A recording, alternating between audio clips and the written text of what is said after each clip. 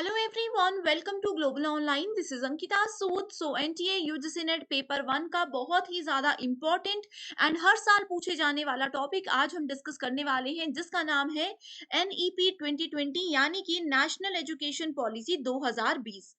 इस टॉपिक से हर साल एनटीए क्वेश्चन जरूर पूछता है। सो प्रीवियस ईयर क्वेश्चंस की मदद से मैं आपके सारे कॉन्सेप्ट्स क्लियर कर दूंगी एंड साथ ही मैं आपको 100% श्योरिटी देती हूँ कि इस सेशन को देखने के बाद एनईपी का कोई भी टॉपिक आ जाए, कोई भी क्वेश्चन आ जाए, आप लोग बहुत इजीली उसको सॉल्व कर सकते हो। तो सबसे पहला क्वेश्चन है, NEP 2020 replace what. So national education policy ने एक पुरानी पॉलिसी को बदल दिया, उस पॉलिसी का नाम यहाँ पर पूछा गया है। ऑप्शंस है national education policy 1986, national policy on education 1969, both A and B, या फिर none of the above.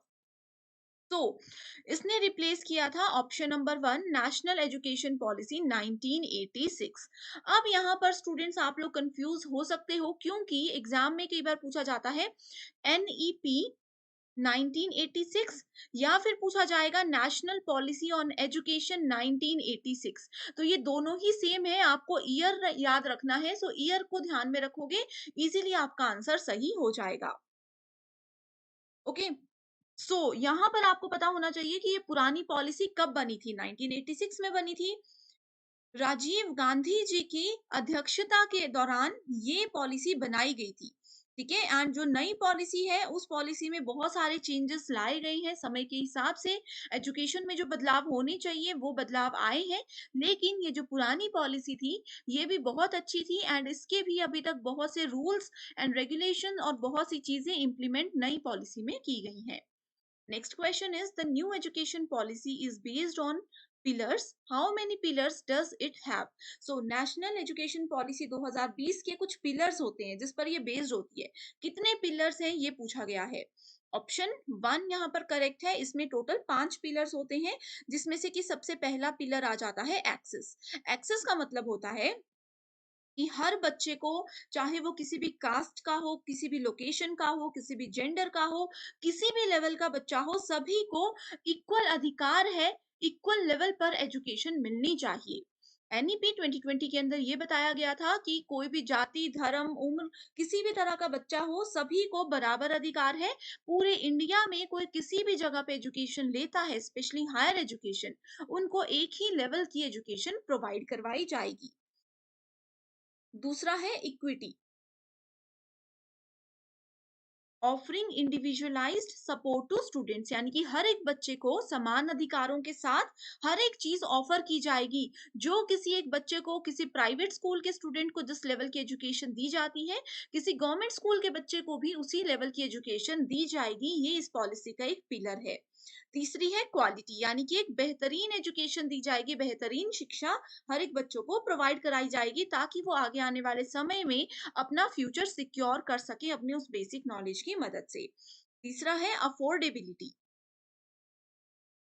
Affordability का मतलब क्या होता है कि सब लोग इस चीज को अफोर्ड कर सकें, यानी कि इसकी फीस नई एजुकेशन पॉलिसी के हिसाब से कोर्सेज की फीस इतनी ज्यादा महंगी नहीं होगी कि कोई उसको पढ़ ही ना सके। तो चाहे कोई बच्चा गरीब फैमिली से है या फिर काफी रिच फैमिली से है, तो सभी इजीली इस कोर्स का बेनिफिट उठा सकते हैं, एक अच्छी एजुकेशन का बेनिफिट उठा सकते हैं। एंड नेक्स्ट आ जाता है अकाउंटेबिलिटी। अकाउंटेबिलिटी का क्या मतलब होता है कि इसमें बहुत सारी पॉलिसीज, बहुत सारे प्रोसीजर्स हैं, जिसमें कि स्कूल्स और जितने एजुकेशन सिस्टम है उन सबको एक साथ जोड़ा जाएगा एंड फिर डिसीजन लिए जाएंगे। Okay, next question is, national education policy 2020 lays emphasise on what. So ये पॉलिसी ने किस चीज पर मेजर फोकस रखा था। सो ऑप्शंस है लर्निंग फॉर एग्जाम्स, कि सिर्फ एग्जाम क्वालिफाई करने हैं, रट्टा मारना है, प्रैक्टिस करना है, जैसे भी करके दिमाग में बात घुसानी है, या फिर कॉन्सेप्चुअल अंडरस्टैंडिंग, कि जो भी कॉन्सेप्ट है, जो भी टॉपिक है, अगर आप वो समझ जाओगे तो इजीली कोई भी क्वेश्चन होगा आप उसको बहुत इजीली सॉल्व कर सकते हो। तो कॉन्सेप्चुअल अंडरस्टैंडिंग पर नेशनल एजुकेशन पॉलिसी 2020 का मेजर फोकस रखा गया है। एंड इसमें एक और चीज है जिसको बोला जाता है कोर कॉम्पिटेंसी। कोर कॉम्पिटेंसीज का मतलब होता है कि जो बेसिक रिक्वायरमेंट होती है किसी भी कोर्स की, किसी भी चीज को लेकर के, उस चीज पर ज्यादा फोकस करवाया जाएगा बच्चों से। Next is national education policy 2020 recommends what. So ये किस चीज की सिफारिश करती है? Multilingualism, monolingualism, standardisation of curriculum या फिर स्टैंडर्डाइजेशन ऑफ असेसमेंट। सो अब देखो, मल्टीलिंगुअलिज्म हो गया यानी कि बहुभाषा, मल्टीपल लैंग्वेजेस यूज कर सकते हैं। मोनो लैंग्वेजेस हो गया कि सिर्फ एक ही लैंग्वेज। अब इसका करेक्ट आंसर ऑप्शन नंबर 1 है, क्योंकि इसमें देखो मल्टीपल भाषाओं का ये मतलब है कि 5th क्लास तक इस पॉलिसी के अंदर ये कहा गया है कि 5th क्लास तक के बच्चों को जो भी आपकी रीजनल लैंग्वेजेस हैं उसी में पढ़ाया जाएगा। ये इसका एक इम्पॉर्टेंट इन्होंने पार्ट अभी ऐड किया हुआ है। ठीक है, अब जैसे मान लीजिए कि मैं पंजाब स्टेट से बिलोंग करती हूँ, उस स्टेट में क्या है, मैं लेकिन पढ़ा रही हूँ, मेरी जॉब है महाराष्ट्र में। तो अब 5th क्लास तक के बच्चों को अगर मैं पढ़ाना चाहती हूँ, तो मुझे उस स्टेट की यानी कि महाराष्ट्र की भाषा आनी चाहिए, मराठी लैंग्वेज मुझे आनी चाहिए। ये इसमें कंपल्सरी हो गया है। राइट। नेक्स्ट क्वेश्चन पर जाने से पहले मैं आपको बता दूं कि एनटीए यूजीसी नेट पेपर 1 के स्मार्ट प्रिपरेशन के लिए एक क्विक रिवीजन पीडीएफ हम लेकर आए हैं, जिसमें हम आपको 100% सिलेक्शन की गारंटी देते हैं इस कम समय में। इसमें हम आपको 2000 प्लस एमसीक्यू क्वेश्चन बैंक देंगे। इंग्लिश एंड हिंदी दोनों लैंग्वेजेस में इसमें आपको क्वेश्चंस मिलेंगे। हर एक क्वेश्चन के डिटेल्ड एक्सप्लेनेशन के साथ यहाँ पर हम आपको सारे कॉन्सेप्ट्स क्लियर करवाते हैं। सारे क्वेश्चंस अपडेटेड है। करंट अफेयर्स यहाँ पर आपको मिलेंगे, short notes, previous year questions and most repeated questions की सीरीज है, जो कि एज इट इज हर साल एग्जाम में पूछे जा सकते हैं। सो आपको स्क्रीन पर दिए गए किसी भी एक नंबर पर व्हाट्सएप की मदद से इजीली आप इस पर कांटेक्ट कर सकते हो, एंड इसके लिए आपको फीस पे करनी है सिर्फ 699। एंड डेफिनेटली स्टूडेंट्स, में 100% श्योर हूँ कि आप अगर इस तरह से इस कम समय में तैयारी करोगे तो पेपर 1 आपका बहुत जल्दी कवर हो जाएगा। ये 2000 प्लस एमसीक्यूज को आप 1 से 2 बार पढ़ लीजिए, ओवरव्यू ले लीजिए, as it is questions exam में आएंगे तो आप लोग इजीली करेक्ट आंसर का ढूंढ सकते हो। Next question is academic bank of credit, जिसको कि एबीसी के नाम से जाना जाता है, इज प्रपोज्ड अंडर एनईपी 2020। सो इसका कारण ये बताया गया है कि under ABC students will be given multiple entry and exit options. अब देखो, एबीसी यानी कि एकेडमिक बैंक ऑफ क्रेडिट क्या है? ये एक डिजिटल स्टोर हाउस है, जिसमें कि स्टूडेंट के जितने भी क्रेडिट्स हैं, जितने भी स्कोर्स हैं, उनकी इंफॉर्मेशन स्टोर रहेगी। इसको मैं एक आपको एग्जाम्पल की मदद से समझाती हूँ। अब देखो कि मान लीजिए कि मैंने किसी एबीसी नाम के कॉलेज से अपना फर्स्ट ईयर कर दिया, सेकेंड ईयर में मेरे पेरेंट्स का ट्रांसफर हो गया, मुझे भी उनके साथ जाना पड़ गया।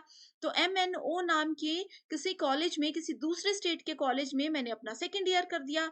एक्स वाई जेड नाम के कॉलेज में मैंने अपना थर्ड ईयर कर दिया। तो ऐसे में क्या होता था, बच्चों का समय बर्बाद होता था। लेकिन एकेडमिक बैंक ऑफ क्रेडिट के अंदर हर एक यूनिवर्सिटी के बच्चे के जितने भी स्कोर हैं वो एक जगह पर कलेक्ट हो जाएंगे। अब आपने फर्स्ट ईयर में क्या स्कोर किया, सेकेंड ईयर में क्या स्कोर किया, थर्ड ईयर में क्या स्कोर किया, इसका ओवरऑल रिजल्ट आपको यहां से मिलेगा आपकी लास्ट यूनिवर्सिटी के थ्रू। तो आप फर्स्ट ईयर सेकंड ईयर कहीं से करके बाद में शिफ्ट होते हो किसी भी रीजन की वजह से, तो आपके पहले के 2 साल बर्बाद नहीं होंगे। आप अपनी स्टडीज को कंटिन्यू रख सकते हो, किसी नेक्स्ट जगह पर जाके आपके स्कोर क्रेडिट हो जाएंगे। ये एबीसी का काम है। अब इसमें बोला है कि इसको एनईपी 2020 के अंदर लाया गया है। इसका कारण ये बताया गया है कि इस स्कीम के अंदर स्टूडेंट्स को मल्टीपल एंट्री और एग्जिट ऑप्शंस मिल जाएंगे। तो ये क्या है, बिल्कुल बिल्कुल करेक्ट ऑप्शन है। ओके, इसमें यहाँ पर इज नॉट आएगा, नॉट करेक्ट एक्सप्लेनेशन ऑफ ए। ठीक है, क्यों? क्योंकि देखो, इसके एनईपी के अंडर तो ये स्कीम आई है, ये तो बिल्कुल सही है। अब इसमें ऐसा तो नहीं है कि बच्चे मल्टीपल एग्जिट का मतलब हो गया कि फर्स्ट ईयर में इस कॉलेज में आधा फर्स्ट ईयर, दूसरे कॉलेज में आधा फर्स्ट ईयर, तीसरे कॉलेज में, ऐसा नहीं होगा। एक ईयर अगर आपका कंप्लीट हो चुका होगा, उसके बाद अगर आप दूसरी यूनिवर्सिटी में जाते हो तभी आपके क्रेडिट काउंट होंगे, अदरवाइज आधे में छोड़कर जाओगे तो वो काउंट नहीं होंगे। इस चीज को भी आपने नोट कर लेना है। Next is national education policy 2020 proposes pedagogical shifts from which to which, इस तरह से क्वेश्चन पूछा गया है। अब देखो, पहले क्या होता था, पहले पुरानी एजुकेशन पॉलिसी, पुराने जमाने में, अब जैसे जो भी स्टूडेंट्स ये वीडियो देख रहे हैं, मुझे पता है कि आप लोगों की एज अभी देखो 23 से लेकर के 35 36, इस एज के मैक्सिमम स्टूडेंट्स इस वीडियो को देख रहे होंगे। आपने अपने बचपन में देखा होगा कि आपको रट्टा मार करके चीजें याद करवाई जाती थी। तो वो पुरानी पॉलिसी थी जो कि रोट लर्निंग आती है, लेकिन अब किस पर बेस्ड काम होता है, अब कॉन्सेप्चुअल अंडरस्टैंडिंग पर बेस्ड काम होता है। तो इसलिए करेक्ट आंसर है ऑप्शन नंबर 2। तो स्टूडेंट्स, इस तरह के क्वेश्चंस अगर आपको पसंद आ रहे हैं एंड आप चाहते हो कि मैं इस तरह से जो भी पेपर वन के इंपॉर्टेंट टॉपिक्स हैं, सेपरेटली उन टॉपिक्स पर प्रीवियस ईयर क्वेश्चंस लेकर आऊं जो कि हर साल पूछे जाते हैं, तो आप मुझे कमेंट कर दीजिए। मैं डेफिनेटली आप लोगों की रिक्वेस्ट को पूरा करूंगी। अगर कोई पर्टिकुलर टॉपिक का नाम भी आप लिखते हो तो भी मैं उस पर जरूर वीडियो लेकर के आऊंगी। ठीक है। इसी के साथ नेक्स्ट क्वेश्चन पर बढ़ते हैं। एंड स्टूडेंट्स, जैसे कि एनईपी 2020 के प्रीवियस ईयर क्वेश्चंस अभी हम कर रहे हैं, इसका जो थ्योरेटिकल कॉन्सेप्ट है उस पे भी एक सेपरेट वीडियो ऑलरेडी मैंने बनाई है। अगर आप लोगों ने वो वीडियो अभी तक नहीं देखी है तो मुझे कमेंट कर दीजिए, मैं वहां पर आपके साथ लिंक शेयर कर दूंगी। Next is National Education Policy 2020 states that learning should be. So learning यानी कि सीख कोई पर्सन रहा है तो वो कैसा होना चाहिए, वो होना चाहिए एक्सपीरियंटल, अनुभवात्मक, यानी कि पर्सन जो अपने एक्सपीरियंस के साथ सीखता है वो कभी भी नहीं भूलता। ये चीज आपने जरूर सुनी होगी। तो उसी चीज को ध्यान में रखते हुए ये बात यहाँ पर कही गई है। ठीक है। Next question is, in the context of assessment, what kind of report card for students has been proposed in National Education Policy 2020? So students, इसमें अगर assessment यानी कि students का मूल्यांकन अगर NEP 2020 के अंदर करना है तो किस तरह का रिपोर्ट कार्ड उनका जनरेट किया जाएगा, ये इस क्वेश्चन में पूछा है। सो उनका रिपोर्ट कार्ड होगा किस पर based, 360 degree multi dimensional report card. इसको आप लोग याद कर लीजिए। ठीक है, 360 degree multi dimensional report card, ये एक पॉलिसी नेशनल एजुकेशन पॉलिसी के अंदर सजेस्ट की गई है। तो अब इसका मतलब क्या होता है ये जानना भी जरूरी है। तो देखो स्टूडेंट्स, आपने जो मैंने आप लोगों को एबीसी वाला कॉन्सेप्ट बताया, बस ये उसी से रिलेटेड है कि आप कहीं से कुछ भी करते हो, आपका सारा क्रेडिट, आपके सारे स्कोर कलेक्ट होंगे एंड फाइनल रिजल्ट आपको दिया जाएगा। इस तरह से स्टूडेंट्स की असेसमेंट होगी। एक तो ये आ जाता है इसके अंदर। एंड ओवरऑल असेसमेंट की बात अगर करें तो ऐसा नहीं है कि कोई एक स्टूडेंट, अब देखो पहले क्या होता था, 4 ऑप्शंस होते थे +1 +2 में, medical, non medical, commerce and arts. अब जो बच्चा मेडिकल पढ़ेगा वो सिर्फ मेडिकल पढ़ेगा, ऐसा होता था। लेकिन नेशनल एजुकेशन पॉलिसी के अंदर ये भी बात आ गई है कि अगर कोई मेडिकल का student biology, chemistry and physics जो कि इंपॉर्टेंट सब्जेक्ट्स हैं, इन सब्जेक्ट्स के साथ साथ अकाउंट्स और हिस्ट्री भी पढ़ना चाहता है तो वो पढ़ सकता है। इस चीज को बोला गया है 360 डिग्री रिपोर्ट कार्ड। ठीक है, 360 डिग्री कोर्सेज यही है कि आप जो भी सब्जेक्ट चाहो वो आप पढ़ सकते हो। अब ये मेडिकल नॉन मेडिकल वाला कॉन्सेप्ट ही खत्म हो गया है। अब डायरेक्टली आप लोग अपने सब्जेक्ट सेलेक्ट करोगे।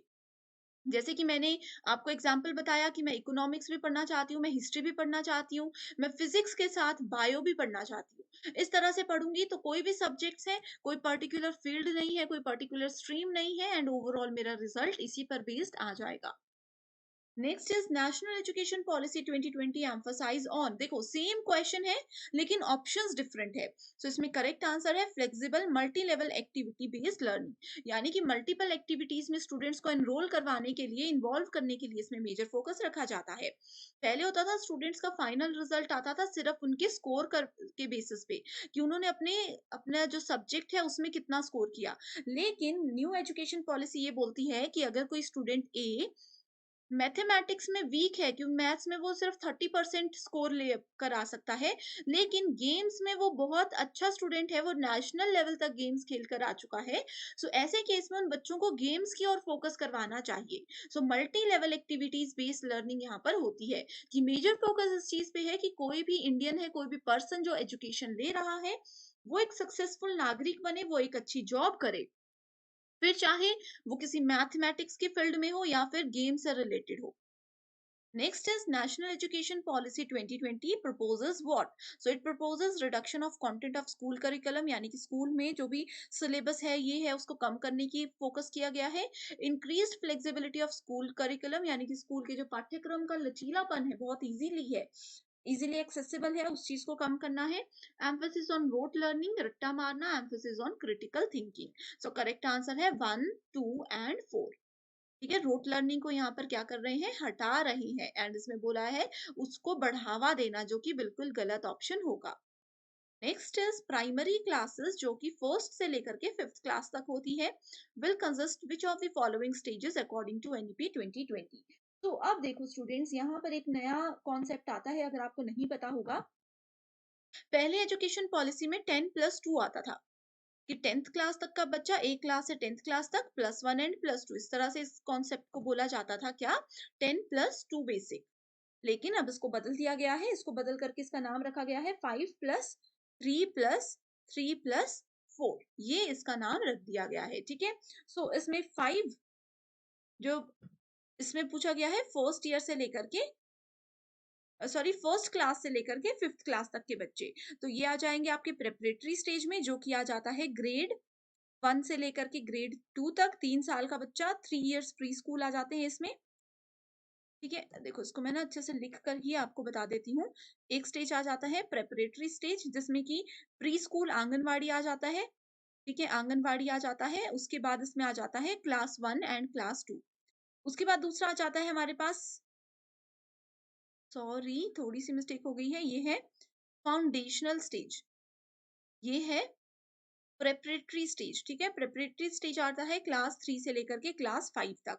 उसके बाद फिर आ जाता है हमारे पास कौन सा स्टेज, उसके बाद आ जाता है मिडिल स्टेज। ठीक है, सो यहाँ पर ये सारी चीजें आ जाती हैं। तो मिडिल स्टेज आ गया क्लास 6 से लेकर के क्लास 10 तक का। ओके, सो लेकिन यहाँ पर बात की गई है क्लास 1 से क्लास 5 की। So class 1 foundational stage, class 5 preparatory stage, so preparatory and foundational stage, यानी कि option number A and C here is the correct answer. Next question is which of the following has not been promoted by national education policy. So किस चीज को वो promote नहीं नहीं कर रहा कंपल्सरी स्पेशल एजुकेशन को। क्यों नहीं कर रहा, क्योंकि नेशनल एजुकेशन पॉलिसी के अंदर उन्होंने ये साफ साफ लिखा है कि इंक्लूसिव एजुकेशन होनी चाहिए, इंक्लूसिव एजुकेशन होनी चाहिए। इसका मतलब क्या है, इसका मतलब है कि स्पेशल बच्चों के लिए कोई स्पेशल क्लासेस या स्पेशल स्कूल्स नहीं बनाए जाएंगे। जो भी बच्चा है सभी इक्वल लेवल पे है, सभी को समान शिक्षा का अधिकार है, ये चीज पर फोकस किया गया है। इसको बोला जाता है इंक्लूसिव लर्निंग। सो कंपल्सरी स्पेशल एजुकेशन पर एनईपी पर ध्यान नहीं दिया गया है, ये इस क्वेश्चन में पूछा गया था। नेक्स्ट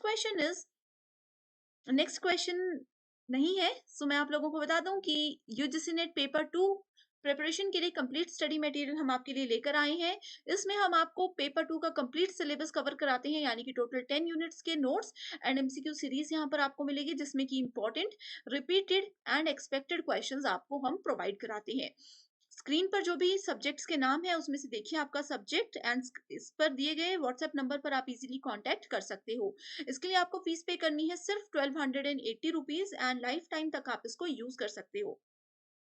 ये study material UGC net exam qualify करने के साथ इंटरव्यू प्रोसेस को क्वालिफाई करने में भी आपको बहुत ही ज्यादा मदद करता है, तो आज ही आप इसको ज्वाइन जरूर कीजिएगा।